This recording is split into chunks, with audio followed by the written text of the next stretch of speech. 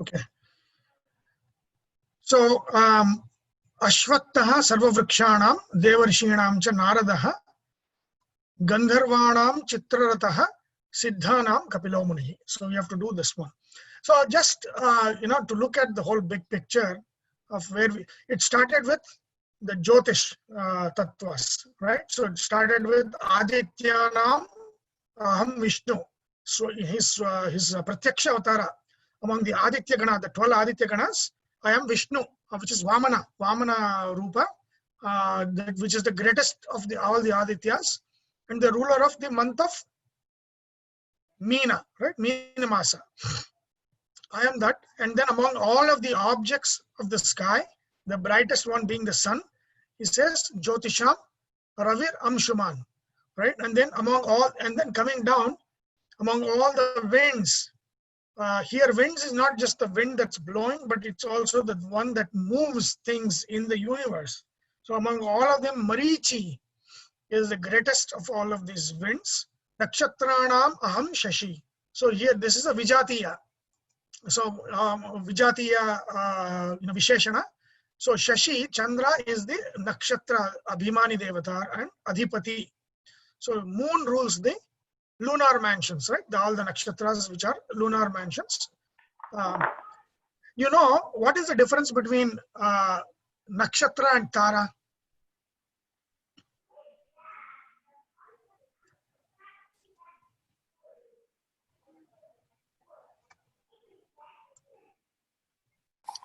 Maybe Tara has a limited life. Nakshatras. No. See, Tara is actually the zodiacal stars. Like when you look at the night sky, there's a zodiac belt, right? That is the belt where you'll see the moon, sun traverse, all of the planets traverse. That is a very limited belt of space in which all of the Ashwini, Bharani, all of these nakshatras are, but they are taras because there's one belt. But everywhere else, you still see stars, right? They are called nakshatras. So if technically going, nakshatras is that which is spread around the sky. Tara is the one that is actually the zodiac belt, right? So I was thinking the other way around. My mistake. So I was thinking. No. Yeah, it is Tara Bala. See, Tara Bala means it is the zodiac nakshatras in the zodiac is Tara. Nakshatra means it's all, even Tara is a nakshatra in that sense. And the name is actually used, interchangeably in the literature. But technically speaking, Tara is specifically the nakshatras that is in the zodiac belt. The nakshatras that form the zodiac is the Tara. And nakshatra is everything that's spread around.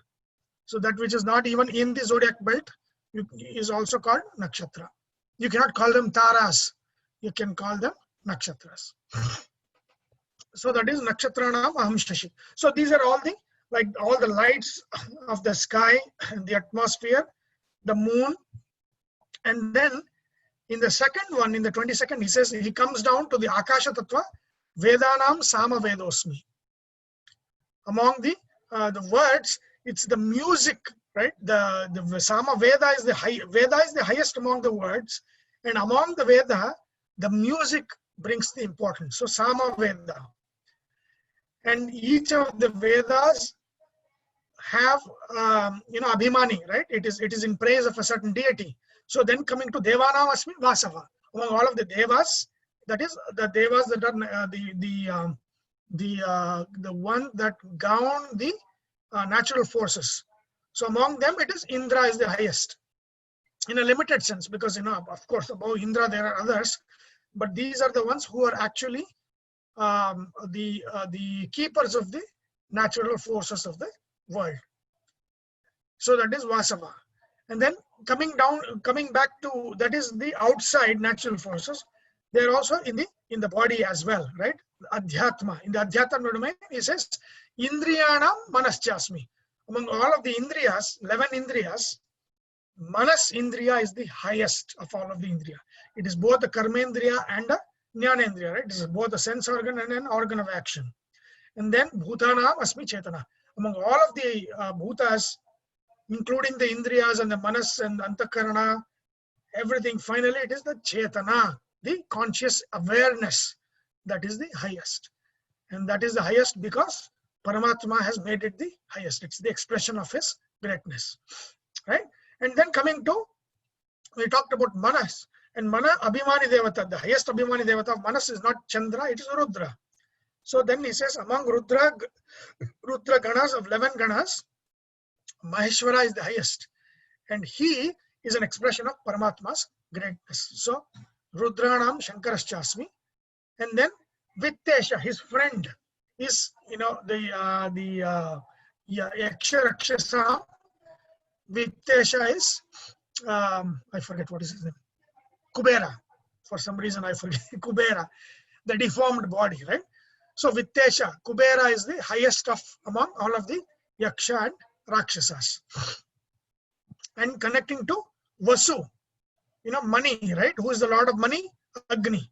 So Agni, he is among the Vasu Gana, a Gana of 8, a group of 8 that are the creative deities.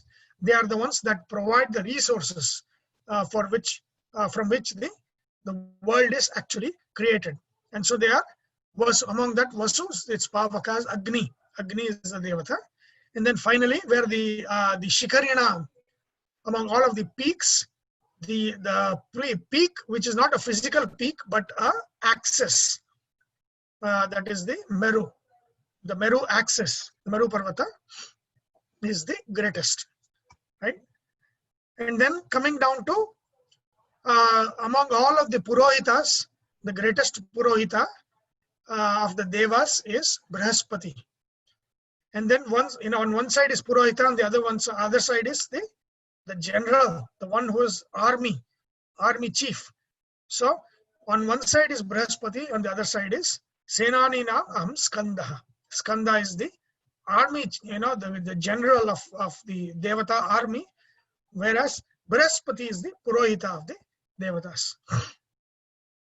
And among all of the bodies of water, I am the ocean of the body of water called ocean. Coming down to now the rishis.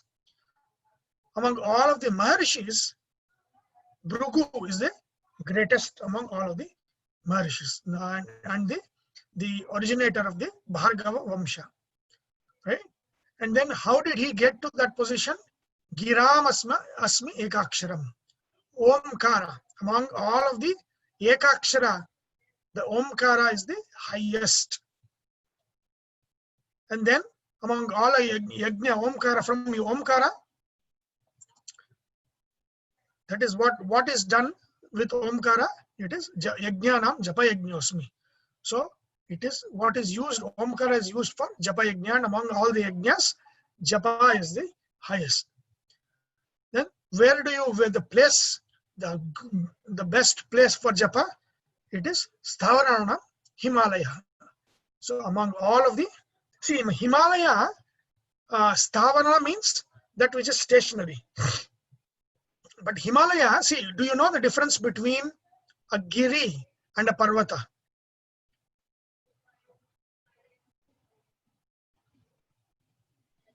See, for example, Tirupati is Saptagiri. Is Tirupati Parvata? Parvata means moving, right? So, Parvata means? Parvata move from one place to another. How? What do you mean? I think maybe growing. No. It's not moving.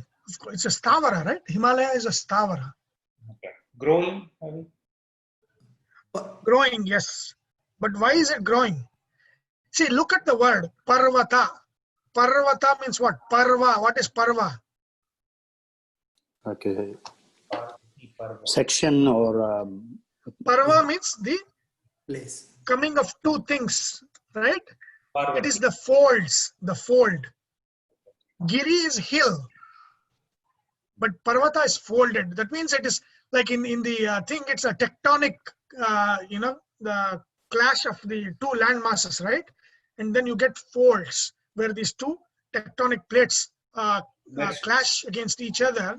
So Himalaya is a Parvata. Parvata means where it is a folded mountain, which basically is the plates crashing into each other, causing the mountains to fold, and of course also to grow, right? Every year the Himalaya is growing. So that's the difference between a giri is a hill. It's just a hill. It might be from a volcano, it can be something like that. But a parvata is where it is a folded mountain. So That means it is the parvas, it is the coming of the tectonic plates. Is it a range? Sorry. It is a range, yes. It's a range. So standalone is a giri, whereas a range is a parvata. A range is it's a folded range, as in it is a range. when Hanuman lifted the Sanjeevi for for Sanjeevi Mulika, what is that? He lifted the Parvata only, right? So did he lifted the mountain or Parvata? He lifted the Parvata, yeah, Sanjeevani Parvata, yes, yes. Yeah, what was the question? No. So that's why I thought it is easily movable, but Oh, no. No. Parvata means it's something that's a folded mountain, which is actually something that's formed in a parva, where two plates meet. So there is a parva there. Sanjeevani was a part of that whole mountain range because he could not identify. That's why he picked a section of it and then brought it over. Right. Yes. Okay. So Stavaranam Himalaya. So here it is not there. Now he's not calling Parvata, is saying among all of the immovables, the greatest of all the immovables is the Himalayas. It is the greatest of all the immovables. And then coming down to immovable, that is immovable, non-living. Then immovable among living is what? Trees. So Ashwatha Sarva Vrikshana. And thanks to Venki, we got one Ashwatha yesterday. And also, he is a great cook. He has his own recipe as well. Sourdough. He made a sourdough bread. It looks like as if it's bought from HEB. It is that good. Right? So among all the vrikshas, among all the trees, Ashwatha is the highest, But if you look at it, it's not useful in any way. No fruit, no flower, nothing. Ashwatha is nothing. But the thing is, the Ashwatha, the Ashwatha wood of the Ashwatha, the firewood is what is used in Yajna as the highest, as the greatest, the one that can be used for the Yajna fire. The same way, grass, right? The kusha is a weed, but still that having the kusha is the highest, and it removes all of the, all kind of tamasic energy, influence from the house if you have that grass. What kind but of? It is not Darba. Darba, yeah, Darba. But if you look at it, it is a weed. It's a weed. That's it. There's no use for it. But there is a property that the rishis identified, and it is very sacred. Darba grass is very sacred. You can't get it here also. No, you cannot get it here. Yeah. Even Aswatha tree, it grows left and right in Tamil Nadu. Chennai, it grows that is the thing about Ashwatha tree. Yeah. It just grows, right? You let it grow, it will grow. But I don't know. I have not heard of a Ashwatha growing in US. So we will see. I don't know if Venki knows. Does it grow here in this weather? Chardham temple has. I have seen, Chardham temple and also our temple, HTW, in the backside, right next to kitchen. There is it's not the best looking one, but they actually have it. And it actually is too close to the building. I wish it was a little bit far away. Is it a tree or I don't remember seeing? It grows like there's like 5-6 branches coming out of the ground. The one in Chardham is a very beautiful tree. Very beautiful. It's in the close to the. It's by the Dvajastambha. Opposite to the lunchroom, Sulim. Opposite to the lunchroom. Where they kept. It's a full-grown tree. Full-grown tree. Almost, yeah. I mean, Almost. it's not Wow. like, yeah. Roots yeah. are pretty thick, actually. Yeah. So, Yeah, that is very good. Yeah. Once it is, once it's that level, it doesn't need maintenance. It'll grow by itself, right? In India, you don't even have to maintain it. If once you plant it, it'll grow by itself. And Ashwatha is, so even though it is not useful in any way, it doesn't provide the fruits or any kind of flowers, nothing. But it is very sacred for the wood, as well as the tree itself. The power of the tree itself is so sacred that in Jyotisha, a lot of defects are removed just by Ashwatha Pradakshina. Going around the Ashwatha tree removes some lot of obstructions, right? So that is why Ashwatha is considered the highest among all of the trees. And that greatness comes not by itself, but by Paramatma. Here, Ashwatha Vriksha is not one Ashwatha, right? It is a species. So Paramatma is the species is more important, is the greatest species among all the trees because of me. And it is my reflection that Ashwatha removes all of these obstructions of man. Now you might ask, if you compare it to redwood, right? He should have said redwood tree. Among all trees, redwood is the greatest, right? Why is he talking about Ashwatha, right? So this is all its usefulness to us. Like, for example, among all of the Jyotish, sun, of course, but if we know sun is actually a small star if you compare to the stars, right? But to us, in our night sky, to us, the greatest object is the sun. It is as seen from us, for us, and what it does to the humankind. So importance in those respects, that is what Krishna is talking about, right?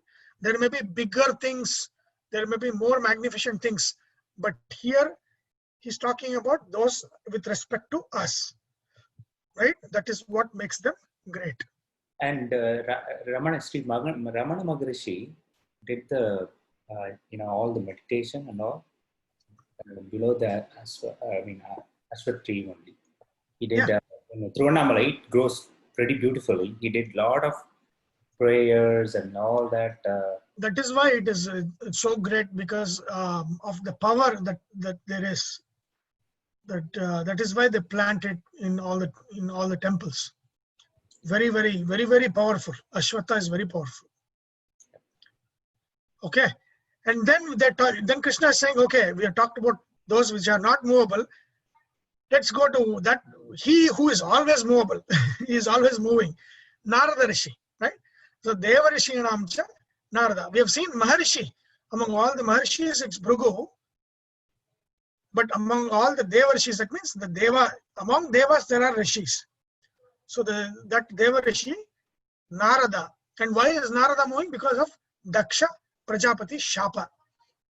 Because whoever Daksha created to propagate mankind, Narada would teach them Vairagya. So they would no longer want to be in samsara, right? So he would always teach them Vairagya, and then they would not partake in the populating of the world. So Daksha is like, I'm creating, and the Narada is making them, all of them, sannyasis. And therefore he says, he curses him that let you not stay in one place. You should always be going around. So that is Narada, right? Narada.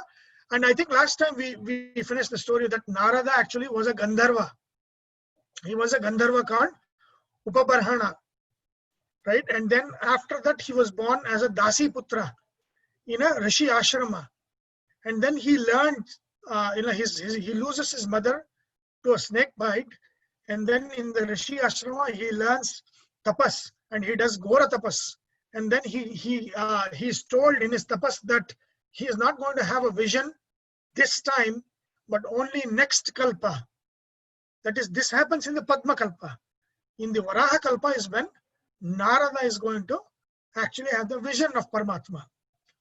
And so in the next one, he is born as Brahma's son himself. So he is born as Brahma's son, Narada.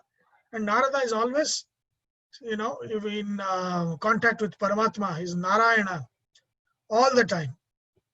And he's always doing the Narayana Ashtakshari Japa all the time. And so that is the greatness of Narada. Okay. So we have covered so far, and I'm kind of shown you the links between what each of these are. Is there any question, anything so far from what we have done? Sunil, you explained us the difference between Rajarshi and Devarshi. Can you just repeat that for me? So Devarshi means the Rishi among the Devatas is a Devarshi. Rajarshi is the king who has become a Rishi is a Rajarshi. Got it. Right? Maharshi is the greatest among the human Rishis are called Maharshis. So Devarshi is Narada. Devarshi is Narada. Rajarishi is Vishwamitra. Was before he became a Brahma Rishi. Okay. Like he started as a Rajarshi, Okay. and then he became a Brahma Rishi, because that means he got Brahma Jnana, he became a Brahma Rishi. Okay. So, Sunil, one quick question. When you talk about Narada attaining a different status in a different kalpa, Yes. which Purana, Bhagavata Purana talks about it, right? Correct. Okay. In Bhagavata Purana, Narada himself tells the story of his previous birth. But okay. Yeah, So this is in Bhagavad.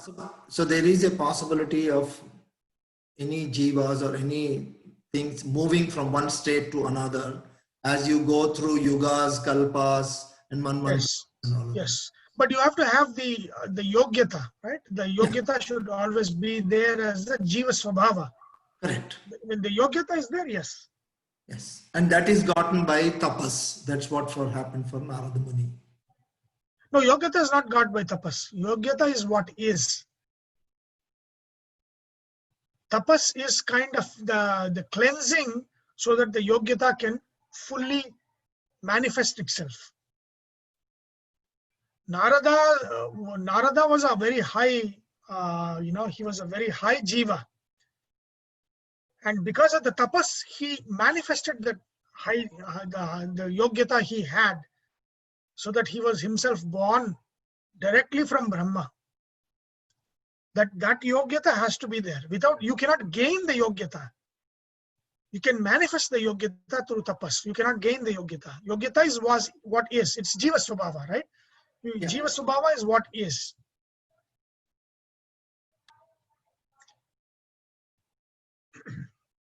Okay, so we had completed till here.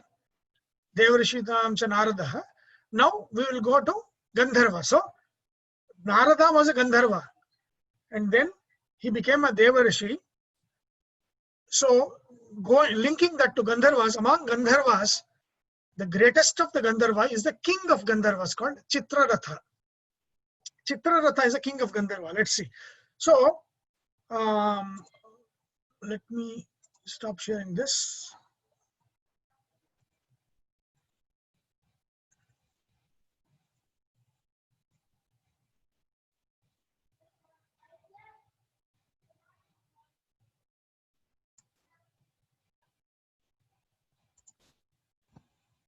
Okay, so here,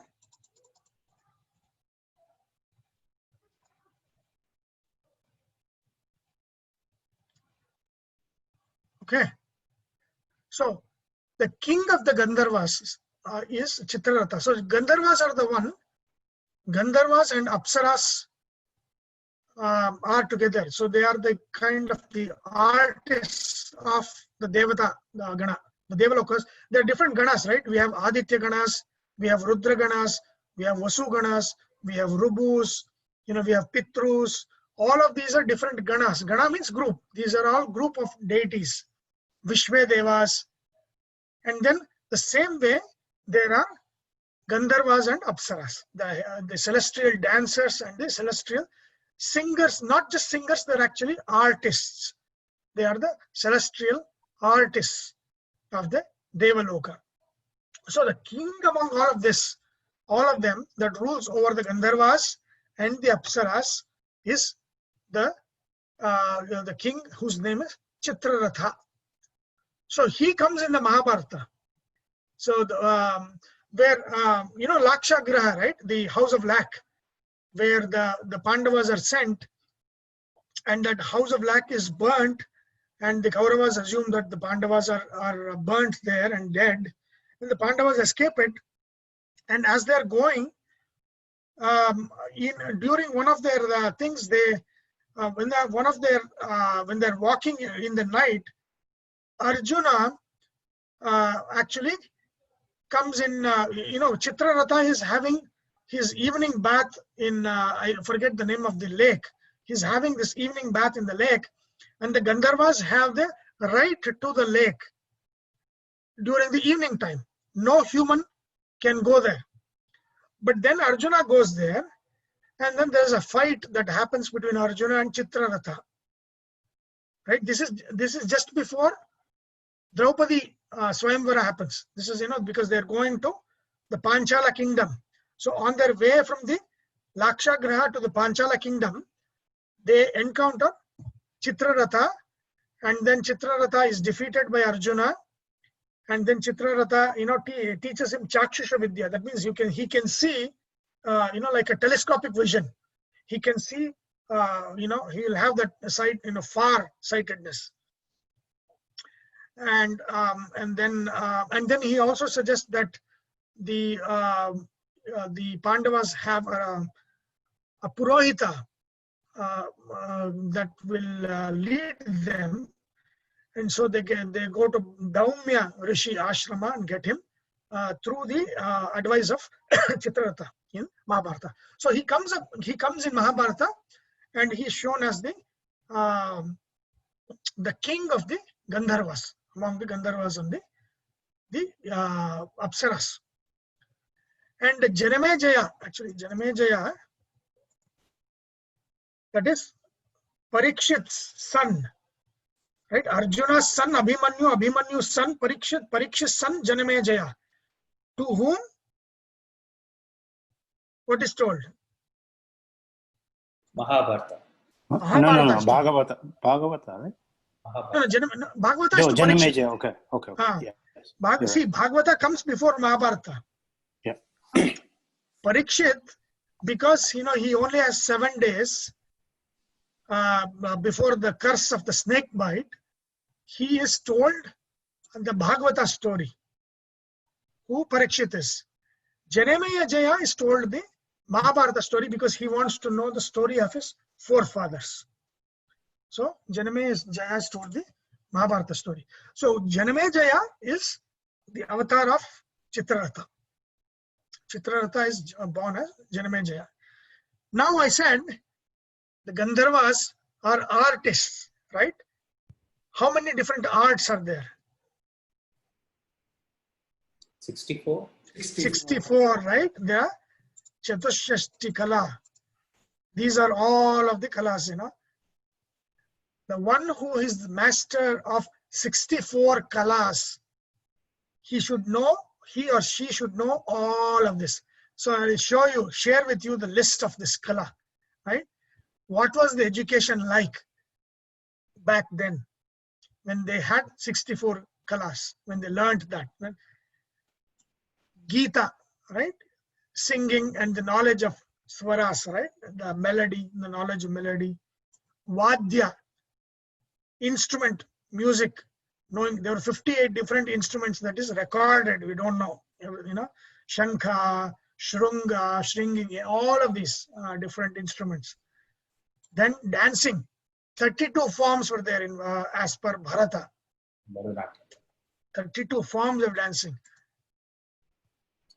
Alekhana, that is drawing pictures, that lines,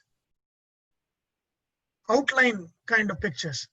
That is that Alekhana.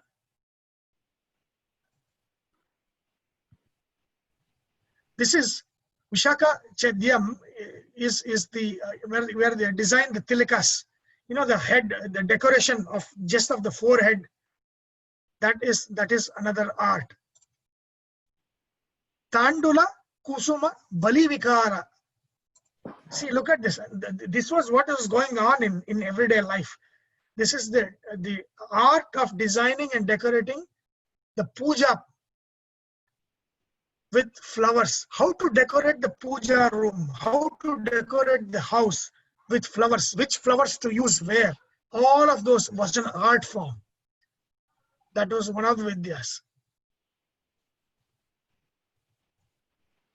See this one, Pushpastarana. Pushpatarana is, this is again flower decoration. Right? The previous one is more of the puja room. This is, you know, flower in the, like for example, if you have a marriage, flower decoration, like, you know, you what is this marriage, not marriage brokers, what is that, they take contract, right? What is that? Marriage contractor. Marriage contractor. Marriage contractor. No, there's another name for it. Wedding Event planner? managers. Yes. Like event managers, right? Right, they choose which flowers, what to do. That is Pushpastarana. That knowledge is Pushpastarana. Right? And then the painting on the clothes and the body, you know, like tattoos, the tattoo art, right? The art of tattoo, that is this one. Teeth also. Huh? Yeah, And teeth also. Yes. So that means it's not come yet. You will see in America soon. The teeth. There'll be painting of the teeth. that's surprising. Yeah. How do you say that, Sunil? Dashan, kara. No, this is Dasha Navasana Raga. Navasanaga Raga. I have no idea. Mani Bhumika Karma. Again, this is making of dolls and then jewelry, right? You get the jewel kit, like, you know, they sell here, right? You make, for girls, you make this jewelry kit. So that is not American. That is Mani Bhumika Karma. Making of dolls, making of jewelry, that jewelry kit, that is this one. That is one of the 64 arts, right? Shayana Rachana, making bed, that is an art.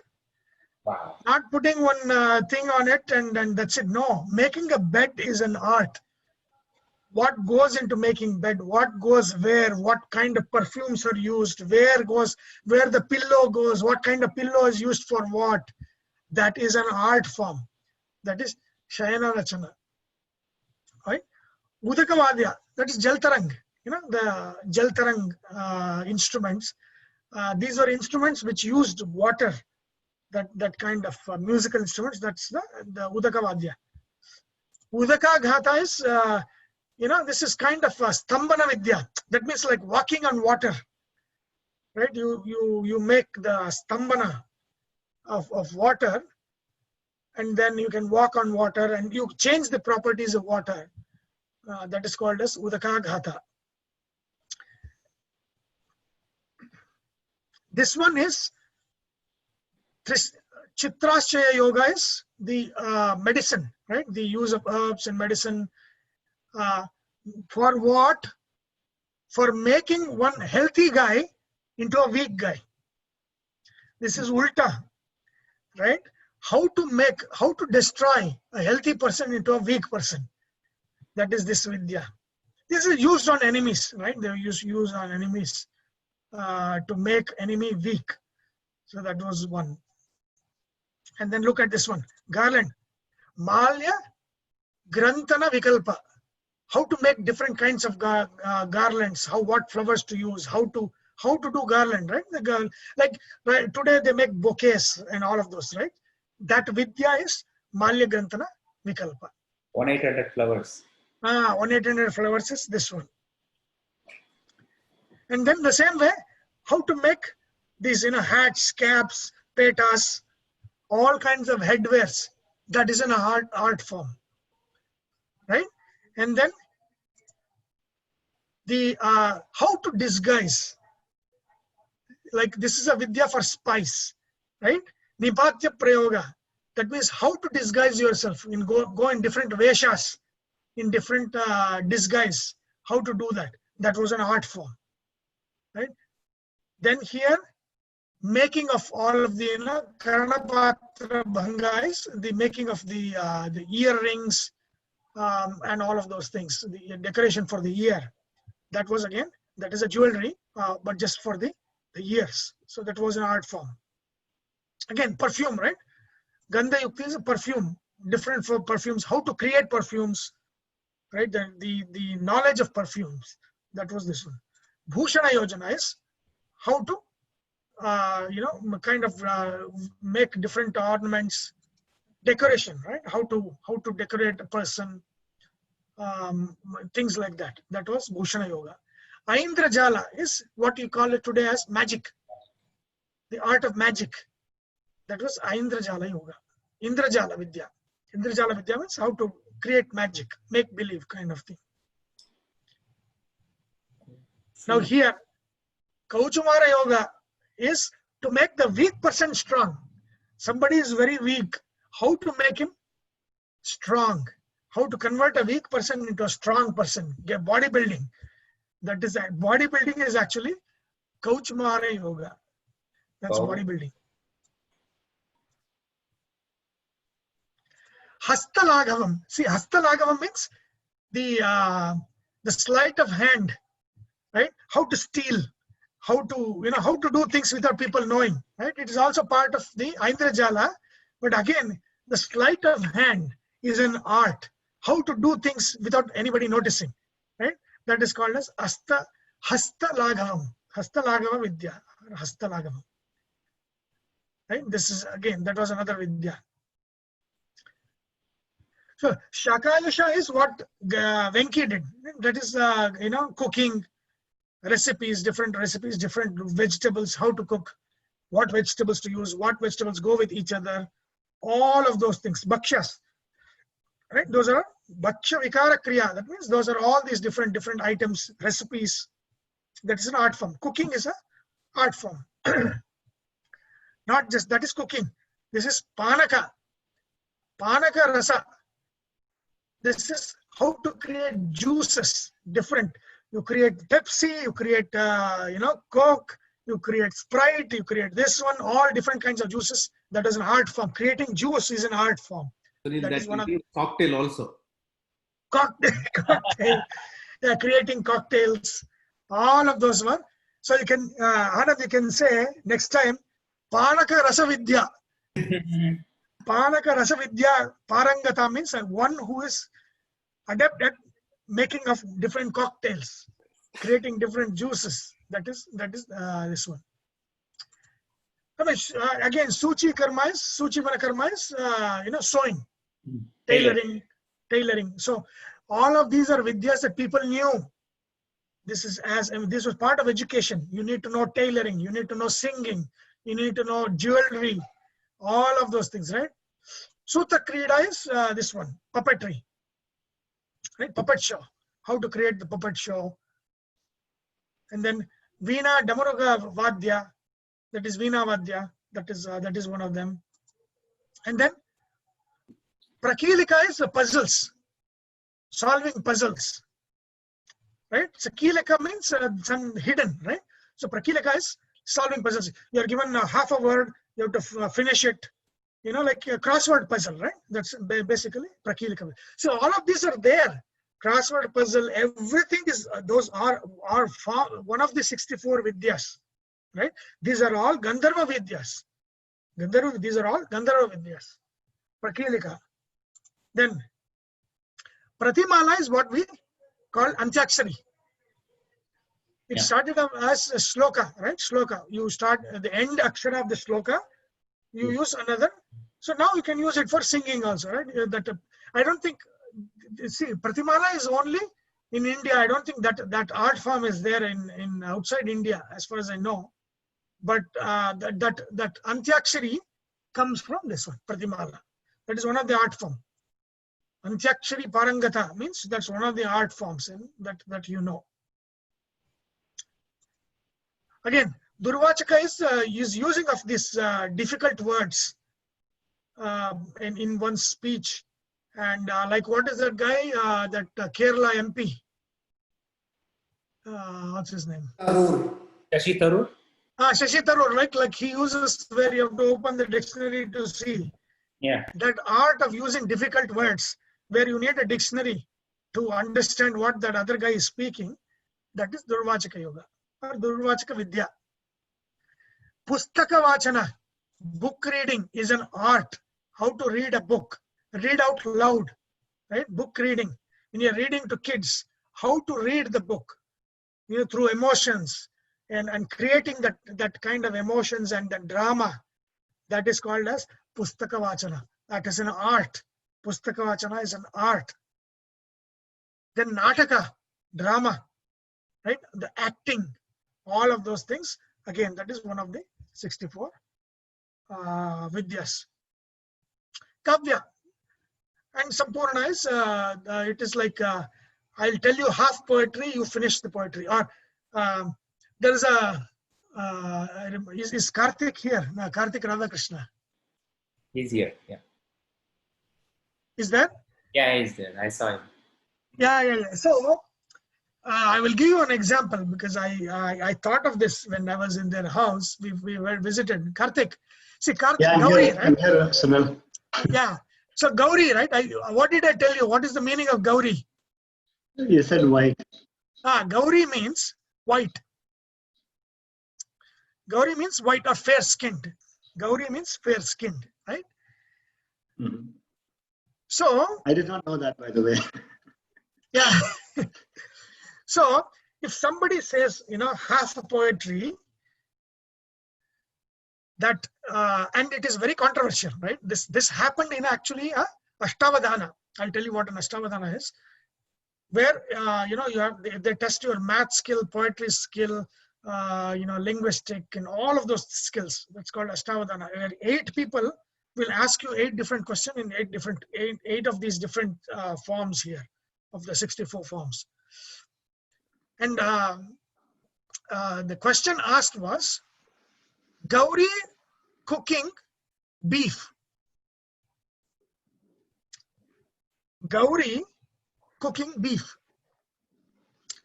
I forget the Sanskrit version of it. So that was half of the shloka. The half of the shloka is Gauri cooking beef. And it is it's like, of course, it's a controversial thing. So now you have to finish it and make it normal. I will give you one chance.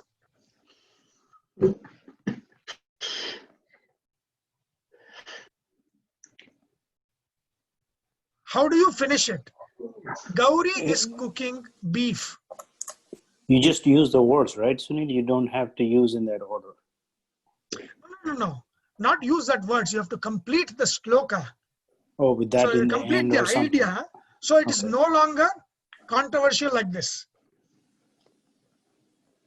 Is normal in the Western. Gauri cooking a beef in the dream.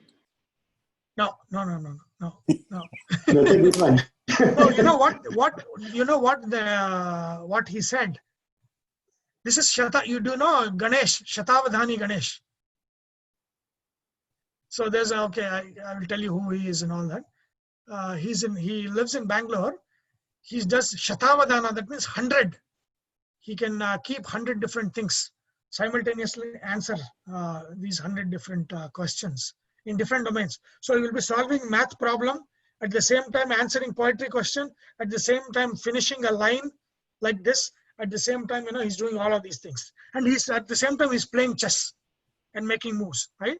So that's a Shatavadhana. It's a dying art form, but again, it's one of the 64 art form. He says, King, what is his name? King James or some British king. King James' wife, who is a Gauri, that means he's a white lady cooking beef. He changes that like that. Mm-hmm. Right? Beautiful. I mean, I need to learn that the shloka that he completes. That he says, King James or some king went to the house, went to his palace, and his wife, the Gauri, that means that a white lady, was cooking beef. So he took the Gauri's cooking beef, which is a controversial thing, and turned it into, by using the etymological meaning of Gauri, which means a fair lady or a white lady. Oh, I see. Beautiful. Beautiful. Now I got it. Yeah, now and then he says, so King James went back to the palace and he was hungry, and then his wife, a white lady, Gauri, was I cooking. know. Now I got that logic. Ah, I understood now. but if you just say Gauri was cooking beef, it has a very bad meaning. But then when he added that first part of for the shloka, King James's wife, or British king's wife was cooking in the kitchen, Gauri, was cooking beef, then it makes sense. Then he normalizes it. Then it loses that bad meaning, right? So that is the Kavya Sampurna, is that art. Art of finishing, where some controversy is given and then you finish it by making it normal, right? Very, very bad words are given. If you have to witness Shatavadana, you'll some bad, half a sentence of one pada of a shloka is given, right? I mean, there's no shloka. I mean, one pada is given, then they'll ask you to complete the other three padas and make the meaning good. But that half pada by itself will be very bad meaning, right? So you will have to add the three padas so that context completely changes, the words completely change, the meaning of the word in that bad part of the shloka is changed, and it becomes good. That is Kavya Sampurna. Sunil, as far as you know, does the Shatavadhana or Sahasravadhana exist in most of the Indian languages, or It is in Sanskrit. only Sanskrit? Okay. Yeah. Ashtavadhana is very prevalent in Andhra Pradesh. There's a lot of Ashtavadhanis that participate, that I have seen. The participants, a lot of participants come from Andhra. So I think it was a big thing during the Vijayanagara Empire. So that has remained in Karnataka and Andhra Pradesh, the Ashtavadhana. And Shatavadhana is even more. Shatavadhani means that is 100. You're doing 100 different. So you're solving math puzzles, you're solving word problems, you're completing poetry, you're playing a chess game. Simultaneously you're doing all of these things. And also at the end, you have to repeat all those 100 things in the order that was asked. Yes. Yes. I remember seeing in Doordarshan. Yeah. So it's a dying art form. I mean, look at all of this. I mean, the power that you need, how your brain should know concentration as well as the grasp. Right? All of those are part of Gandharva Vidyas. Right? And then, designing with bamboos and all of those things. Taksha Karma is carpentry. Carpentry is taksha. So carpentry is one of the 64 art forms, right? And taksha karma. Okay, takshana is takshaka means carpenter. So takshana is carpentry. And then again here, this one is woodwork, and this is ironwork, gold work, jewelry work. That is that one. Vastu Vidya, architecture. You have to have a knowledge of Vastu. And then examining, right? Ratna Pariksha. Which one is the authentic pearl? Which one is authentic, all of these jewelry, stones. That is a Vidya. All those, that is a Vidya. Dhatu Vidya, Anand. Petrol and minerals, ores. How to all metallurgy comes under Dhatu Vidya. Dhatu Vidya at that time was, India was very big in Dhatu Vidya, and iron ore, all of those things, all metallurgy comes under Dhatu Vidya. And then, all of these, Vrikshayurveda, again, that is a big one. That is a Ayurveda of Vrikshas, treating plant diseases. Plants and trees, all of the rogas, it's called Vriksha. That's there now. Vrikshayurveda is there. And then again, Mesha Kukuta Vidhi is, the ram fight, bull fight, and then cock fight, all of this fight. Training them for the fight, that was a Vidya. I mean, you'll know how the life was, right? What people were doing and all of those things. So it was one of those things. And then again, Shukasarika Vidya is the parrots, right? Teaching parrots to speak. That was one of the Vidyas. That is this one. Massaging. See, Keshavardhana Kaushala, Utsadhana Kaushala, Samvahana Kaushala, how to massage the head, how to massage the body. That massaging, right? Masseuse. That knowledge of that body and the head massaging, that was Utsadhana Vidya. Okay.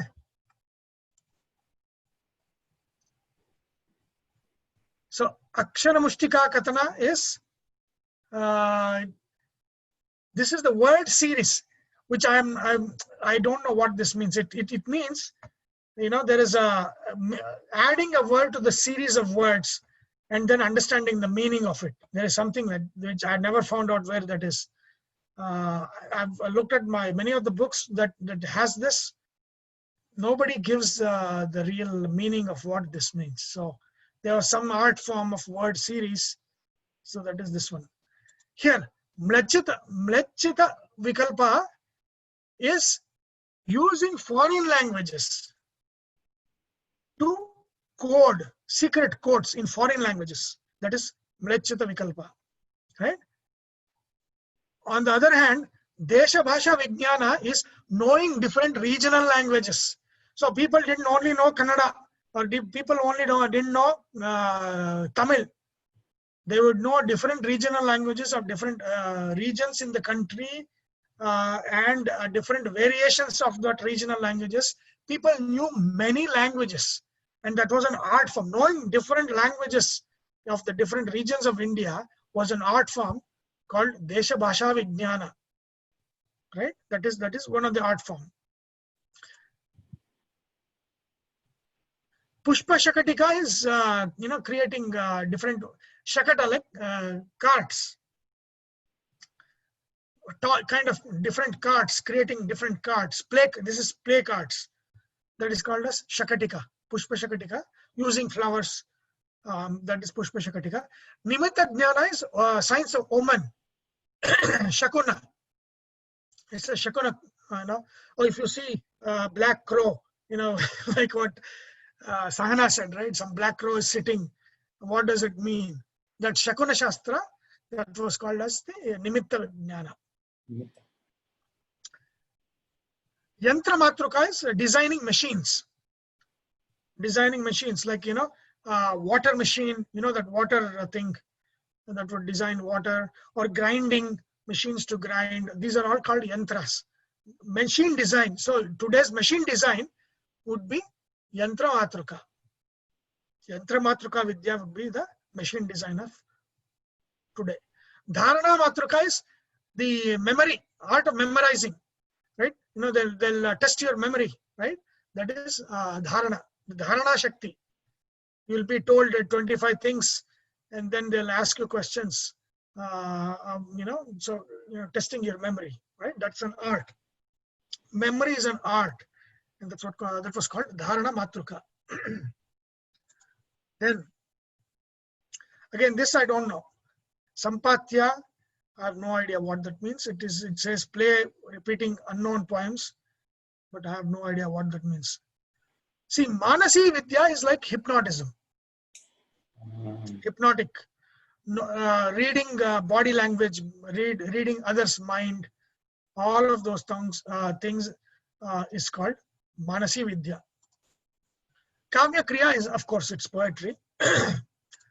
Abhidhana Kosha, Chanda Vijnana is basically, knowing the dictionary and knowing the etymology and the chandas, knowledge of meters and all those things. Event planning was an art form. It was called kriya jnana. Planning was called kriya jnana. Event planning, how to plan an event, what to think of, how much time to give for each different things. It was part of muhurta jnana. It was kriya jnana. Chalitaka is kind of method of winning in gambling. This is gambling. How to win in a gambling. It's cheating. Art form of cheating. How to do that, right? Vastra Gopana.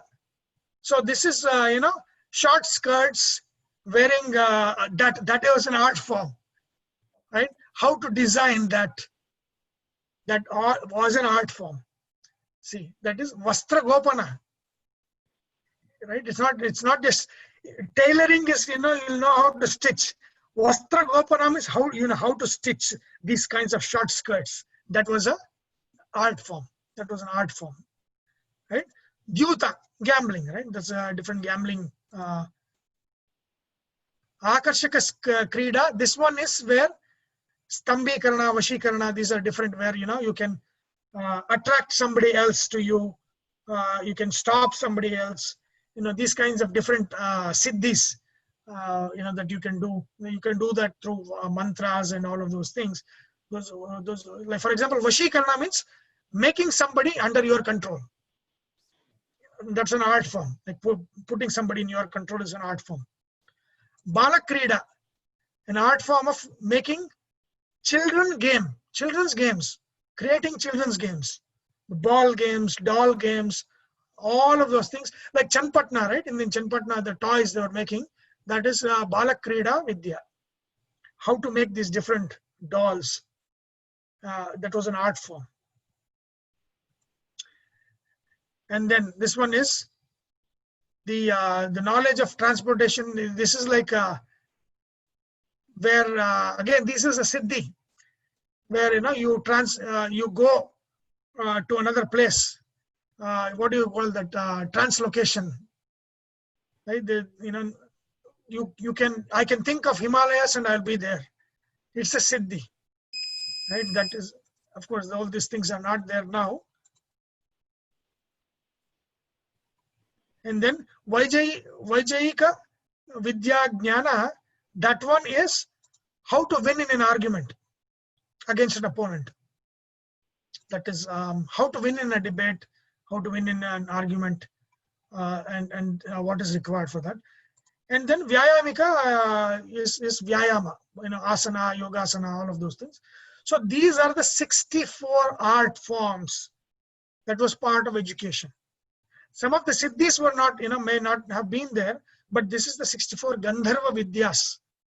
These are Gandharva Vidyas that was part of education, many of them. So when you come out of an education system, you not only know, of course, Veda Upanishad was for the Purohitas and Brahmanas who were in that one, right?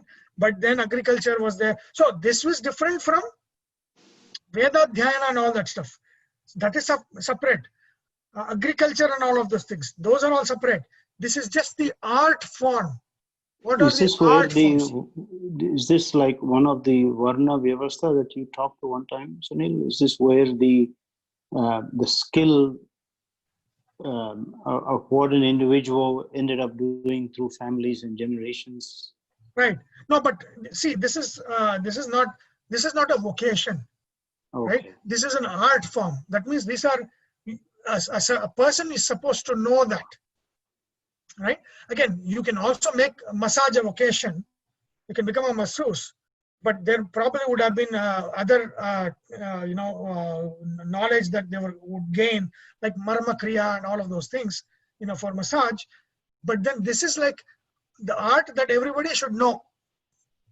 So when I come out of an education system, I need to know how to pick flowers, how to make garlands, how to decorate my house with flowers, how to make jewelry, how to identify gem, how to complete a word puzzle, how to do math puzzle, I need to know to sing. I need to know a certain one instrument or two instruments.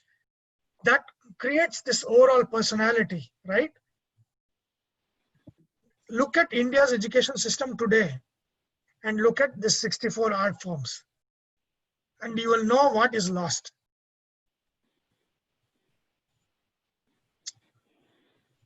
Right? So hopefully now with both Lok Sabha and Rajya Sabha having the strength, hopefully the education system will change. You're dreaming.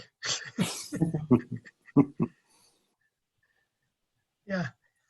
So that's why I wanted to kind of share this as part of Gandharva Vidya, because these are all part of 64 Gandharva Vidyas. Some of them are already there, and some of them you can identify, even though it's not there in India, you can identify, here in US, you can see that. So those are there. Many of them are not there, right? Many of them are kind of Indian cultural specific, like decorating the house with flowers. Of course, you can say marriage. It's also marriage decoration using flowers. Putting flowers on tables in a party, right? Again, those are all vidya. Which kinds of flowers are used? What colors are used? What occasion needs what colors? So these are all art forms that that they were teaching as part of education. That was education system. There are a lot of them still alive in India in terms of various art forms, carvings, music, Yes. and Ayurveda massages, and all of those.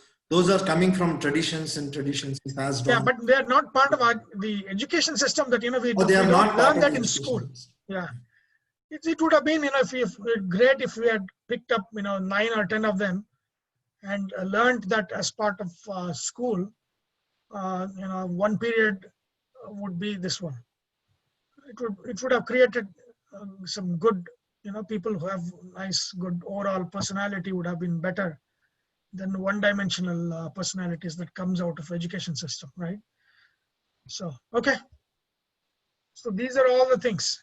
So bucket list, you should create your bucket list based on this. Pick one art form and you should learn that this year. That is wonderful.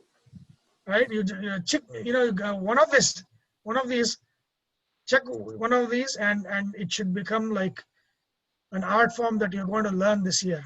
Karthik, what is your? Vastu Vidya. Oh, yours is Venki. Yours is Vastu Vidya. No, Karthik's.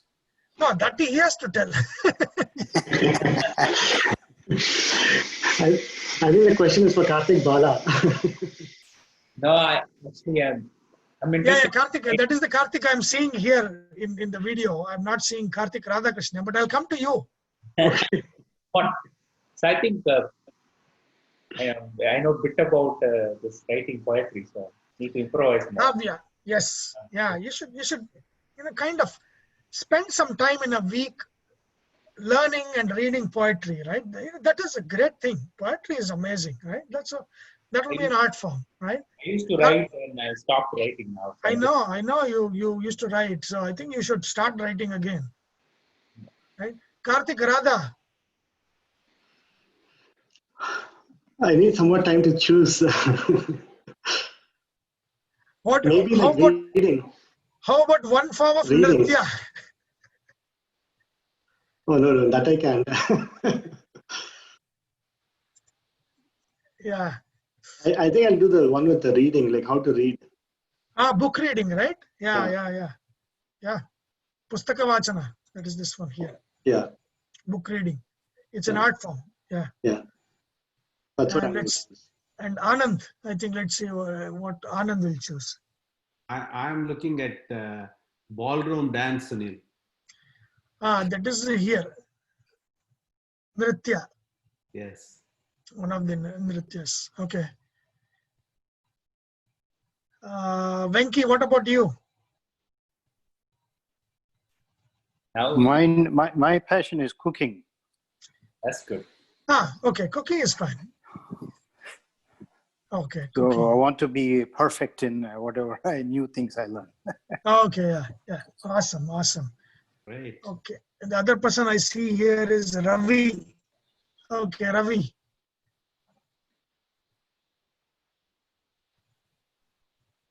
What is your art form for this year? Playing ghatika, a percussion instrument. Playing percussion. Okay. Do you already know how to play, or you're going to learn? Learn. Learn. Okay. Okay. Okay. Yeah. So this list will be there. You know, you can choose one art form, you know, maybe one art form a year, and learn and try to enjoy that art form. It is going to be fantastic. It's only work and only books in engineering or medical, you know, will not help. So one of the things that this art forms, all of these art forms did, I believe, I was talking to somebody a long time ago, was they allowed you to go ahead and think. They allowed you to expand your thinking in that art form and then try to link all the art forms together. So that was one of the biggest difference in the education system at that time. Correct. Just what it is today. Today, see, yeah. So today it is totally driven by a very narrow objective. At that time, it was not. Based on your skill set, you could go ahead and you start off with something, and not that everybody can dance or sing. There are certain people who can do certain things very well. So like one of my friends who came here, he didn't know anything about carpentry. And then after he recently came, I mean, he came here a few years ago, but he learned carpentry and he can create all kinds of things with carpentry, which he did not know that was the art form that he knew very well.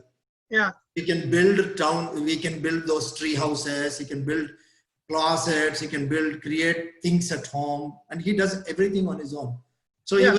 That is one of the forms that was not there. My whole focus was how to get my engineering degree and get a job. There is a big difference in the ability to think beyond a particular course. Yes. See, these art forms will help you create. Creativity. Right. This will help you create by yourself things that otherwise would not be possible. Right. And so, yeah, very, very important. And one thing that goes back to your statement in many of the classes before that you talk about was this drove the entrepreneurship, and everybody had a skill set that they could survive. They didn't have to look for a job for something else. Correct. We always talked about entrepreneurship as being one of the key foundations of our culture, right? Yes. 90% of the people were self-employed. Yes. So. Yeah. In the school, and again, once you know these different vidyas. No voice. What is that? See, once you know these different vidyas, then like you said, it is kind of like, you know, you can apply the things in one part to another part and kind of enrich both.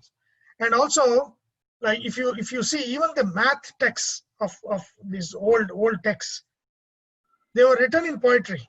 So the mathematicians were poets.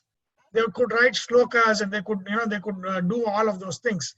So they even though they were mathematicians, they knew all the other art forms which they were using to create that. Right. So yeah, that's a fantastic, you know, it's gone now. If you look at it, Sunil, if you go back to history, most of the chemistry professors were ended up winning biology Nobel Prizes, most of the biologists winning chemistry Nobel Prizes, and physics also. So it was spanning across different areas of socialization. Yeah. Okay, so that is Gandharva and Gandharva Vidya. And the 64 Gandharva Vidyas that you guys are now going to start this year. Karthik will be doing poetry. I'll keep checking on you to see how your poetry is going. Yeah. Stories and poetry, yeah, both. Yeah. Okay, so that is Gandharvanam Chitraratha. So that is that one. That is the Chitraratha and the Gandharva Vidya. Next one is what is the next one? Hold on. Stop this. Sunil, Gandharvas and Apsaras are all the same word, or Apsara had one specific entertainment area? No, Gandharvas were artists, Apsaras were dancers. Thanks. But of course, Gandharvas were also dancers in that sense. But Apsaras were specifically dancers who were specialized in dancing. Great. Okay, so Ashwataha Sarvavrikshanam Devarishinam cha Naradaha Gandharvanam Chitrarataha Siddhanam cha Kapilo Munihi. So again, we had looked at the Pratyaksha Avatara of Vishnu among the Adityas. Kapila is again the Pratyaksha Avatara of Vishnu among the Siddhas. Who is a Siddha? Siddha. Siddhi. Siddha means one who knows. Siddhas means those who have achieved success in Jnana Yoga. They've attained the highest of the Jnana Yoga, though they are called Siddhas. They've attained the Siddhi in Jnana Yoga, Jnana Siddhi. So Jnana Siddhi are called Siddhas. So among all of the Siddhas, Kapila Muni, Kapila Acharya, he is the highest among all of the Siddhas. So let's look at who is this Kapila Muni. Who is Kapila Muni? Do you know who is Kapila? Father of Sankhya. The creator of Sankhya. And I forgot his mother's name. He teaches her. Yeah, so Devayani? No, Devavati. Devavati, right? So Devavati is so if you let's look at the family here, right? When at the start of this Kalpa, the first Manvantara was Swayambhuva Manvantara, right? He's a mind-born son of Brahma, which means what? What is mind-born? That means the mode of sexual reproduction is not started. That template is not started yet. So it is Ichcha. It is a creation by desire, Ichcha. So Swayambhuva Manu was created like that. And Shatarupa and Swayambhuva Manu, they have 5 kids, 2 sons, Priyavrata and Uttanapada. Priyavrata has his own lineage that I have not put here. I'll add it next. Uttanapada, Dhruva, right? Who is the Abhimani of Dhruva Nakshatra, Polaris. So Dhruva is Uttanapada's son. And then daughters Akuti, Devahuti, Prasuti. Akuti is married to Rushi called Ruchi. And their son is called Yajna. So he becomes the Yajna is Paramatma. Is Vishnu's avatar, again Pratyaksha avatara. And he is the Abhimani Devata he is the Indra of that Manvantara. The Swayambhuva Manvantara, the first Manvantara, the Indra of the first son Manvantara is Yajna. Vishnu himself is the Indra who sits in the Indra's post in the Swayambhuva Manvantara. And his, Swayambhuva Manu prays to him with which Upanishad? We have learned that Upanishad. Swayambhuva Manu is the Rishi of that Upanishad. The Devata of the Upanishad is Yajna, Yajna-namaka Paramatma. That is the conversation between Nachiketa and Yama, is it? That's not correct. No. So this is Ishavasya Upanishad. Ishavasya Upanishad is when the Asuras are going to attack Swayambhuva Manu to stop him from creative process.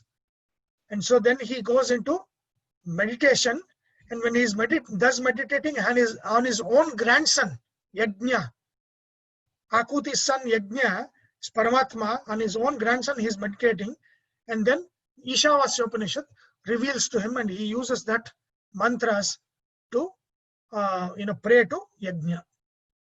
So that Ishavasya Upanishad, this story is related in the Bhagavata, where it says that Swayambhuva Manu uses the Upanishad mantras to pray to his own grandson, Yajna. That's Ishavasya Upanishad. Okay. Devahuti is his second son. He is given to Rishi Kardama. And Kardama and Devahuti, they have a son by name of Kapila. They have 9 daughters and 1 son. Right? And these 9 daughters are given to all of these different Saptarishis. All the wives of Saptarishis are daughters of Kardama. Right? That is Devahuti. Prasuti is Daksha's wife. Daksha Prajapati's wife. And then their daughters are given to, Sati is Prasuti's daughter. Right? Shiva's wife, Sati, is actually Prasuti's daughter. And all of the Ashwini, Bharani, Kritika, Rohini, Mrigashira, all of those Chandrapatnis, they are all Prasuti's daughters. Okay, I've not, because there's so many, I did not write them here, but I'll just put them as. Okay, so this is Swayambhuva Manu's family and his lineage. So his Swayambhuva Manu's daughter Devahuti married to Kardama, and their son that was born after 9 daughters, Vishnu himself as Kapila is born to Devahuti. Right? And there's a beautiful story in Bhagavata where when Kardama is born, when Kardama is married to Devahuti, it says he took her in a vimana, in an aeroplane, and went around the solar system, and he showed her different planets. And it describes that when they went up, they saw Earth as a small, kind of sphere. So he has this flight with her as honeymoon, their honeymoon flight. Devahuti and Kardama, they have this vimana where they fly around in the solar system, and then they come back. So it is there, that story. So there are 2 kinds. There is Mantrika Vimana and Yantrika Vimana.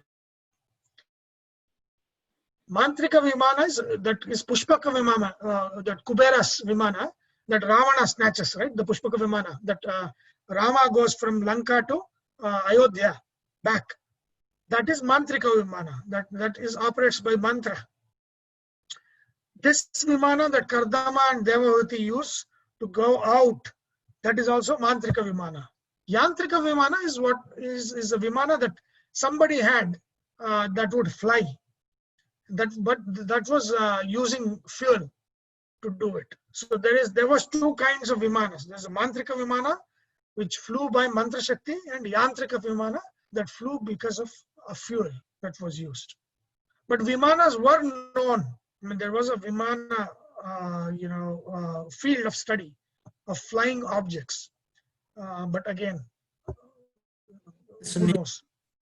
Sunil, a question on the creation during every beginning of Manvantara. Is it, or does it start with the Icha creation and then transforms into physical? Yes. So it is consistent across the way the creation goes. Is different Manvantras for every Manvantara.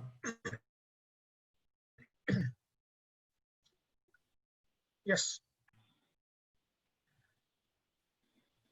See, until Daksha, only after Daksha you have sexual reproduction as a template for progeny to happen.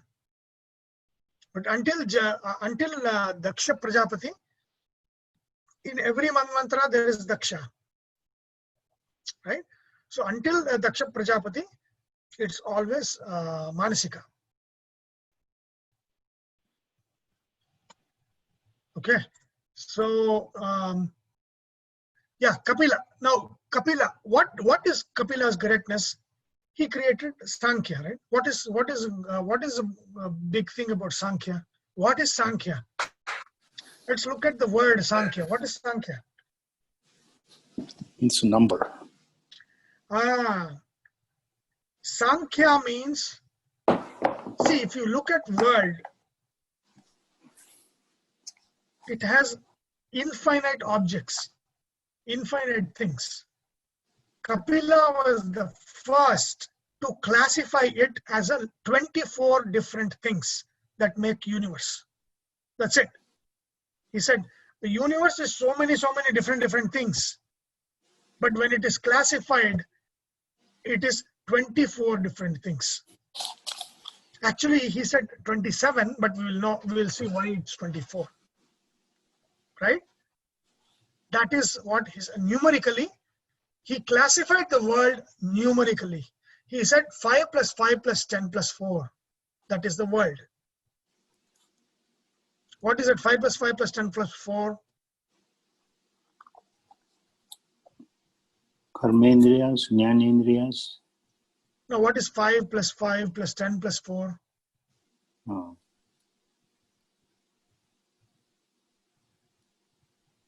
24. 24 hours in a day, or What's that? 24, right? 24 hours in a day or something? No. No, that is Panchabhuta. I'm showing here, it is in front of you on the screen. Panchabhuta, the basic resource required to create physical objects. All of the physical objects in the universe can finally be resolved into 5 bhutas. Everything in the world can be resolved into 5 things, 5 bhutas, 5 elements. So you can say these are elements from which every infinite compounds are made. There are 5 elements. Okay. Then there are 5 tanmatras. 5 properties of those elements. So these are elements and these are elemental properties. Shabda tanmatra, sparsha tanmatra, rupa tanmatra, rasa tanmatra, gandharva tanmatra. These are any elements and their elements properties. Rupa, rasa, gandha. Rupa, sparsha, shabda, sparsha, rupa, rasa, gandha. Then these are what? Indriyas, jnana indriyas, associated with these properties. Shrotra for shabda, to listen, to hear. Tvak for touch, sparsha. Chakshu for rupa. Jikhva for rasa. And grahana for gandha. The same way, 5 organs of action. So you have sense, which is nervous, and action, which is muscular. Of course, you need nerves for that too, but senses and muscular. What are those actions? With shabda is vak, speaking. With sparsha is pani, touch, or doing with hands. Doing with hands, touch, and sense of touch. And skin, this is skin, sense of touch, and vayu tattva. Pada, right? Chakshu is seeing and moving. They are related. Jikhva and rasa and upastham is genital. Genital, tongue, rasa, jala. These are all connected to each other. They are all one tattva. This is the tattva. This is the element, jala, water element, the property of water element, the sense organ, and the organ of action. The same way, prithvi tattva, its property is gandha. The sense organs for this is nose, nasika, grana or nasika. And then the organ of action is payu, excretory system. Right? So you excrete the earth element. What is waste is the earth element. That is also the sense of smell. That is also gandha property, prithvi tattva. Prithvi tattva is the grossest element in anything. That is basically kicked out of the body as waste. That is the grossest part. Okay, that's called payu, excretory system. These are 20, right? 5 plus 5 plus 10. And then plus 4, manas These are antakaranas. Manas, buddhi, ahankara, chitta. Manas is the organ of sankalpa, planning, trying to decide options. Buddhi is judgment, organ of judgment. Ahankara is self-awareness. And chitta is memory. So these are 20. So whole of the world basically reduces to 24. On top of that is pradhana, is prakriti. This is vikriti. These are all vikritis. This is prakriti. This, whose forms are this? That is the 25th. Which encases jiva. That is the 26th. Above everything is Paramatma. That is the 27th. Okay. So that is Kapila. Sunil, Kapila also describes in detail the actual, the birth process, right? The womb, how the womb is formed, and it goes in very detail. Is that is that a different Kapila, or is that the same? Oh, no, there are two different Kapilas. So that is another thing that I wanted to talk about. Okay. So the Kapila Sankhya that is available today, right? The Sankhya Shastra is actually atheistic. There is no God, even though they derive everything from Veda. But the Sankhya school of thought today that exists is a Nirishvara Sankhya. That means it is an atheistic Sankhya. It's a godless Sankhya, right? And the originator of that is also called Kapila. The originator of that, but he only considers 24.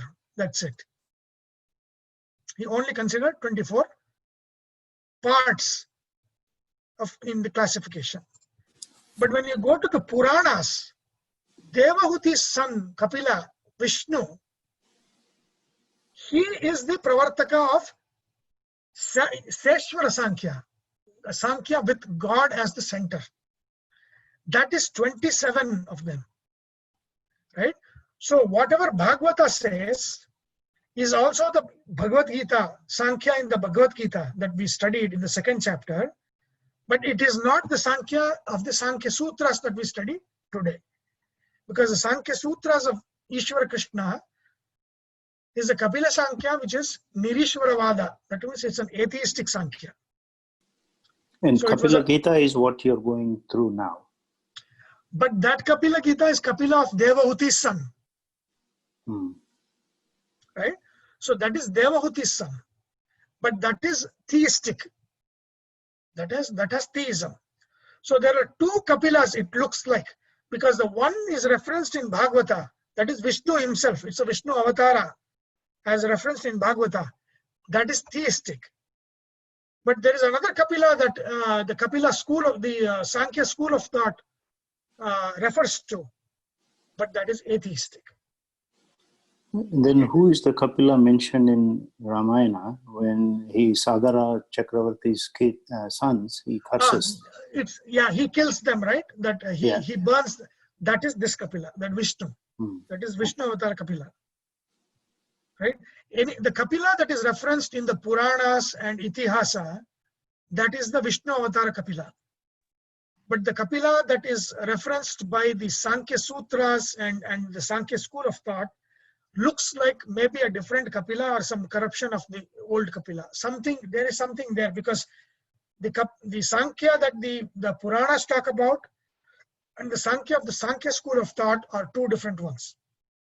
Sankhya school of thought is atheistic.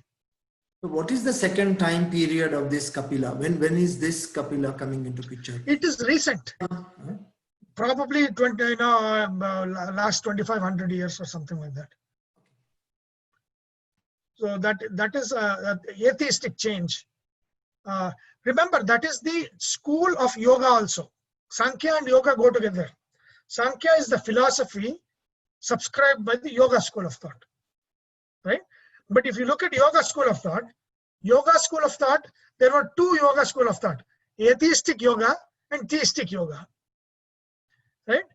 But the Patanjali yoga is theistic yoga because Ishvara Pranidhana is there. So Ishvara Pranidhana Dva is what Patanjali sutras talk about, right? So he is referencing a Seshvara Sankhya. And there was another yoga school of thought called as the Vindhya school of thought. Vindhya. He's only referenced, but his work is not available. Like the Patanjali Sutra is available, Vindhya Sutras are not available. But his school of yoga was atheistic school of yoga. No God was considered in yoga. Right? So Patanjali is a theistic school of yoga. So there is some discrepancy because the Sankhya that is available today is atheistic. The yoga that is available today is theistic. The Sankhya that is mentioned in Bhagavata is theistic. And there was an atheistic yoga that's mentioned in the work, but none of that has survived. So all of these things were there. So it is very, very complex because there was a lot of schools, sub-schools of thought, different, none of those things, works have survived. We only see some mentions. But one thing is sure, because Krishna uses the Seshvara Sankhya in the Gita, right? The second chapter of Gita, the Sankhya that he's talking about, Shuddha Atma Tattva Vijnanam Sankhyamitya Vidhiyate. That classification that he's talking about, that refers to Kapila Sankhya, Seshvara Sankhya. That Kapila is this Kapila, Devahuti's son Kapila, Kardama and Devahuti's son Kapila. That is Kapila Gita. That is the Kapila story that is told in Bhagavata and many of the Puranas. But the Kapila that's referred by Ishvara Krishna and the Sankhya school of thought, which does not consider God as such, that looks like an atheistic Sankhya school, which is very similar to this, may have been an offshoot, but the Kapila that it refers to is not a theistic Kapila, it's an atheistic Kapila. So might have been a second one, or might have been a corruption of this Kapila. So we don't know that. So these are all the different schools of thought, and there's different variations that's there that you need to be aware of. So if you look at the Sankhya school of thought, Sankhya Sutras, it talks about 24. If you look at Bhagavata or Kapila Gita, it looks at 27. Right? So that is the difference is there. So Prakriti and Purusha, right? This is Prakriti and this is Purusha. Whenever in the Gita, he says Purusha and Prakriti. Purusha means this, the awareness. Purusha is awareness. There are two kinds of awareness, Paramatma and Jiva. Prakriti means the Pradhana, that is the Prakrita and Vikrita. That is all the products of Prakriti, and Prakriti, the material cause of the products of Prakriti, all of them together, they are called as the Prakriti. So this is Prakriti, this is Purusha. Right? And Sankhya is how the Prakriti and Purusha interact, and how the Purusha becomes enmeshed in Prakriti and identifies himself with the Prakriti, and how, just like in the Gita it says, the discrimination, the differentiating Purusha and Prakriti is the first thing, right? What is the first rule of Sankhya that we learned?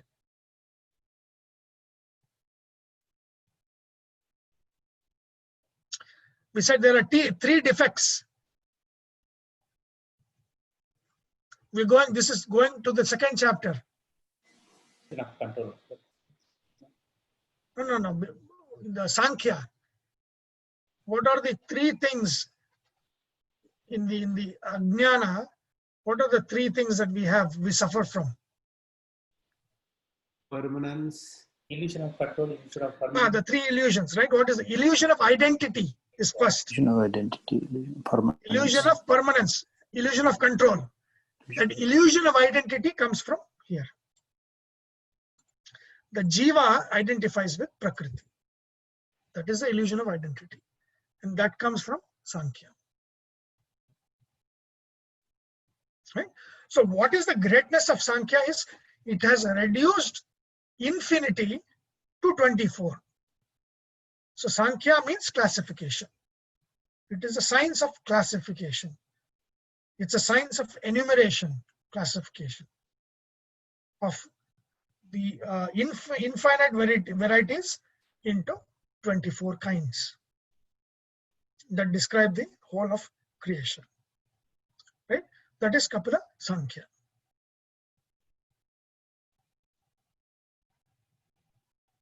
Okay.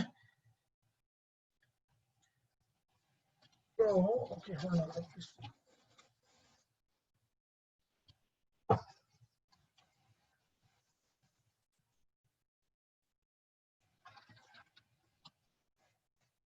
Okay. Maharishinam cha Praguramo. Okay. Ashwaktaha Sarvavrikshanam. Devarishinam cha Naradaha. Gandharvanam Chitraratha. Siddhanam Kapilo Munihi. So among all the Siddhas, it's the Kapila Muni, and the Kapila Muni's contribution is Sankhya. And who was his first student? His mother. Devavati was his first student. She says, you know, I've enjoyed life. I enjoyed life with Kardama Muni. He took me on in a vimana, in a plane. We looked at the whole, the world. We flew around and we had a lot of kids. But I think I need knowledge because none of them have given me satisfaction. And then she goes to her own son and says, teach me what the real knowledge is. And so he teaches her Sankhya Jnana. So Kapila teaches his own mother the knowledge of Sankhya. Okay. So Sankhya is nothing but classification, enumeration. The science of enumeration or science of classification of innumerable varieties to a limited kind, like 24. The whole of world, whole of universe is reduced to 24. Here, this is what? Living and non-living together. Everything is explained by 24. So if you bring any object, then that object would be more of Agni Tattva, less of Vayu Tattva, more of this one. We'll create one object like that. Right? From which Ayurveda comes, everything comes from this. Trigunas, everything comes from this one only. Right? Vata, Pitta, the Kapha, Shleshma, that analysis comes from this one. All kinds of systemic analysis of everything, Triguna analysis, all of those things come from Sankhya. Right? Whenever we say there are 3 kinds, there are 5 kinds, there are 24 things, all of this enumeration and classification comes from Sankhya Dharma, the Sankhya Vidya. He teaches the Sankhya to his mother, Sunu? Is that correct? Yes. Yeah. Oh. He teaches it to his own mother. Okay. So that is the, what Krishna has referenced is the 3 illusions of illusion of identity, again, and the illusion of the permanence, where we do not deal with change, and then illusion of control, where we assume control of things that we don't control, right? And then he gives the solutions to that. That's the yoga, right? So that is those are all derived from Kapila Sankhya. And Kapila is Pratyaksha Avatara. Vishnu himself is born to Devavati and Kardama as Kapila Muni. This is a Jnana Avatara. This is, Vishnu, right? We have 10 avatars of Vishnu, and there is something called as the 24 avatars of Vishnu. 10 avatars of Vishnu are, for Dharma Karya. For Jnana Karya, there are 24 avatars of Vishnu, and one of those 24 avatars of Vishnu is Kapila Avatara. Yajna Avatara is also one of them, and then Kapila Avatara is one of them. When they say Parsurama also is one avatar. That is Dharma Avatara. That is when Dashavatara it comes. Okay. Right. But they call it Avesha Avatar or something. Is that correct? Who? Parsurama Avatar. Avesha Avatara is Arjuna. For example, when Krishna says, among the Pandavas I am Arjuna, that is the Krishna Avesha in Arjuna, making him special. But That is Avesha. because Velkuri Krishna says, we don't pray on Parshurama. Who says? Velkuri Krishna says, Yeah, that is their tradition. That is this one, Sri Vaishnava tradition. Yeah, but Bhargava Rama is Vishnu himself. his So there are justification major form of God do not meet each other. Parshurama and Rama meets, right? So they say that they don't meet. no. Kurma, Mohini, everybody was together there in Kurma Avatara. Right, Dhanvantari. There are like 4 forms of Vishnu there. In one form, he is pulling the Vasuki. In another form, he is holding the mountain. In another form, he is bringing the Amrita. In another form, he is causing confusion to the Asuras. All the 4 were there. Nothing like that. There's nothing like that.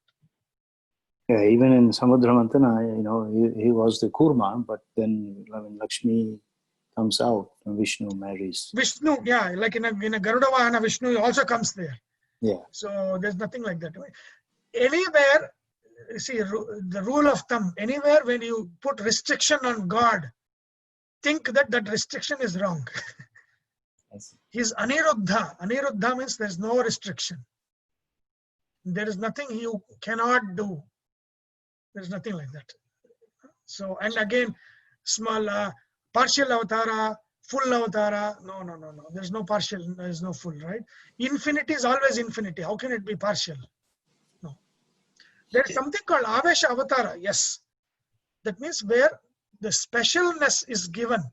For example, even though, Bhima was great in terms of strength among the Pandavas, specialness was given to Arjuna. Arjuna's and his lineage was the one that carried on the Pandavas, the Kurus, right? Because of that specialness. Because that Avesha was there of Krishna. And that's why he says, among the Pandavas, I am Arjuna. Because of that special, he is specially identified as the person whose lineage will move forward, the lineage of the Kurus, right? So that is one. That is called Avesha Avatara. Okay, so I think we have hit, okay, it will be 12:30 now. And so we have finished 26. So next time is we looked at Daksha's story, right? It's a very, very important story of Daksha that occurs in almost all of the Puranas.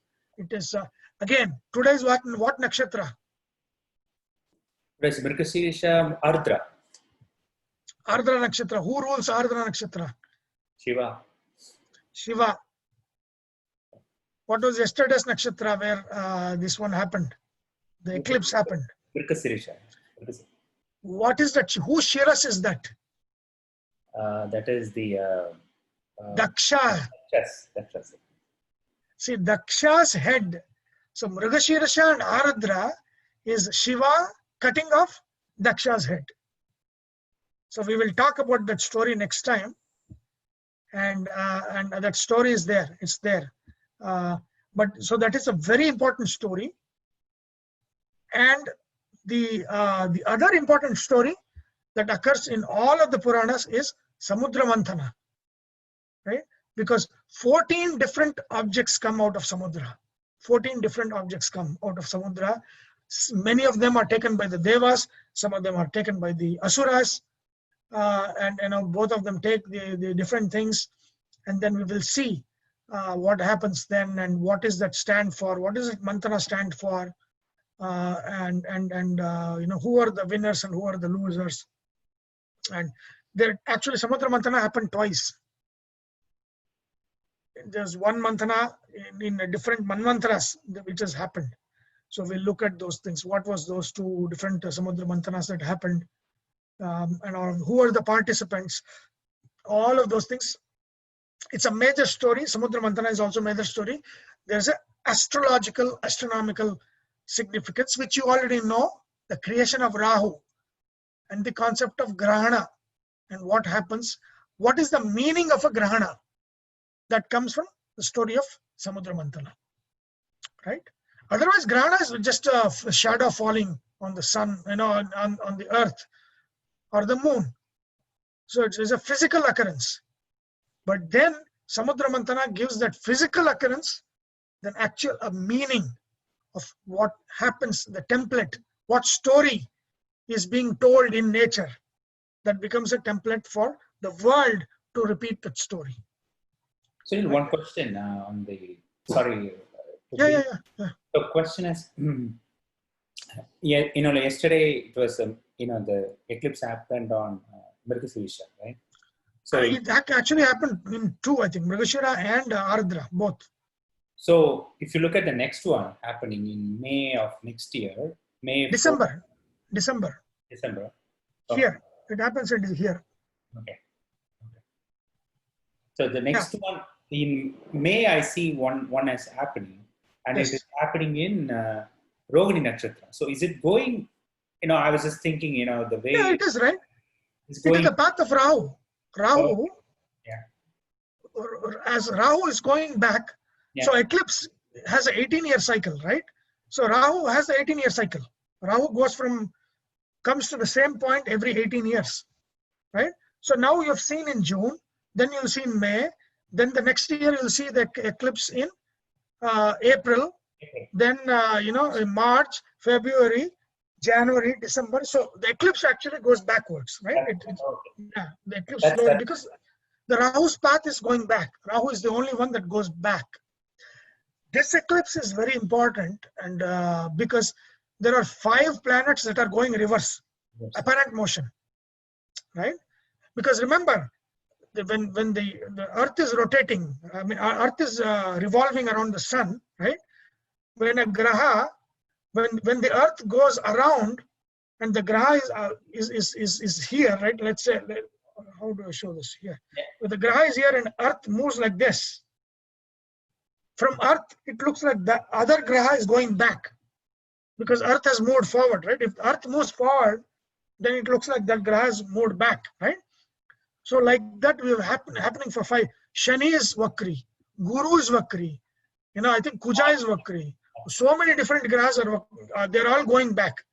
So it is a kind of, just like last December, 6 planets were in one, in Dhanur Rashi, and then a grahana happened there, and then what happened, right? 2020 was amazing. So here, 5 grahas are going back. That means Vakri means what? They are not their nature. Vakra Swabhava means, Ruju Swabhava means straightforward. If you're a good guy, the good guy will be good. That is his natural. When he becomes Vakri, what happens? He becomes evil. Right? So that means 5 grahas are turned around. That means they're not there in themselves. They're their opposite nature. That means they're exhibiting the nature of Rahu. When they turn around, they're actually exhibiting the nature of Rahu. So which is not good. That is not, for some reason, these things are happening one by one. It's actually went past towards China and all that. Right? Yeah, and it actually went over Ladakh. It went through India, over Ladakh, and to China.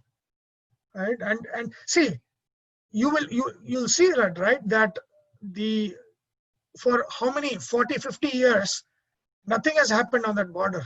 Yeah. This is the first time after 1967 there's killing, right? So there is something that's going on.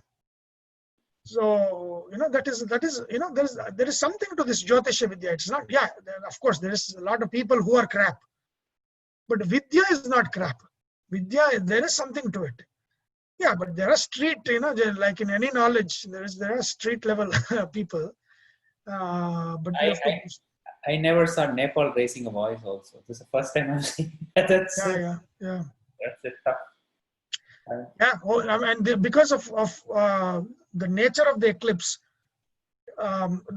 because eclipse has the fructification period. So the fructification period of the December eclipse was a longer term. But the fructification period for the eclipse last night, is a short term. That means it happens very quickly. So whatever it's going to trigger, it's going to trigger in the next 2-3 months. Quickly. Do you mean to say happens to not just one specific area, everywhere that Grahana was visible, or? Yeah, everywhere. Of course, see, Surya Grahana's effect is throughout the globe. Yeah. Right? But its greatest effect is in the place in which it happens. If you remember, if I think I have told this in the class, Britain did not have eclipse for 300 years. If you chart their growth as a colonial power, until 1915 or 1904, no, even before that, before World War, that was the first eclipse after 300 years that was visible in UK.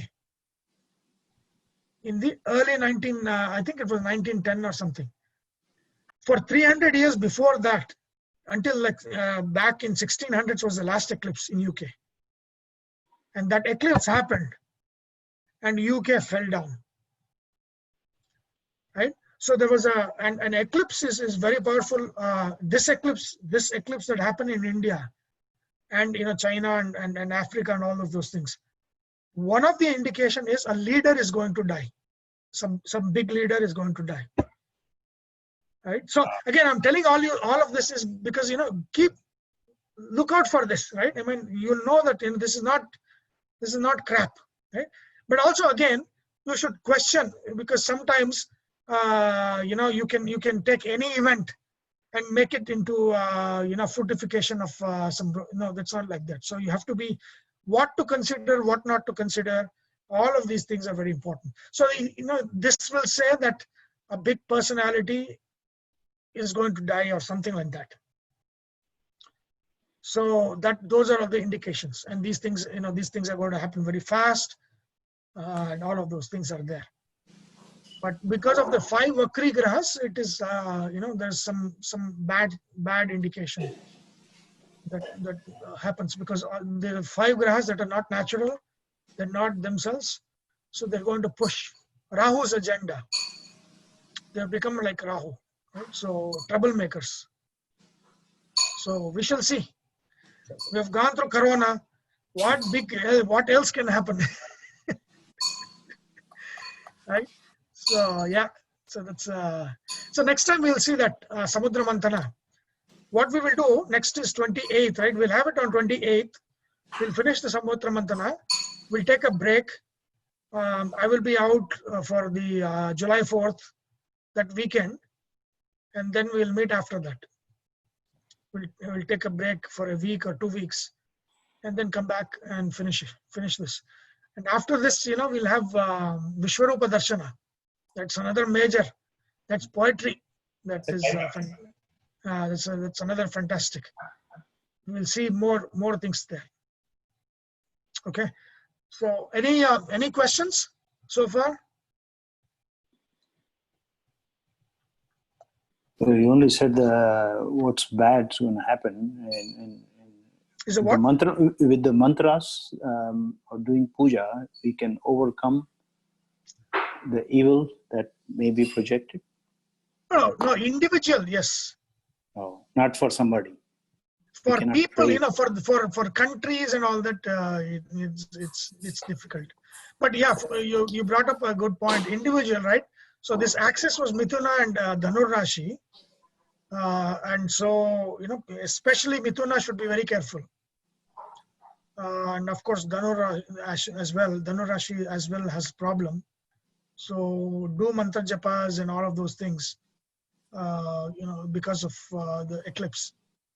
One good thing is Rahu is actually in front of the eclipse point.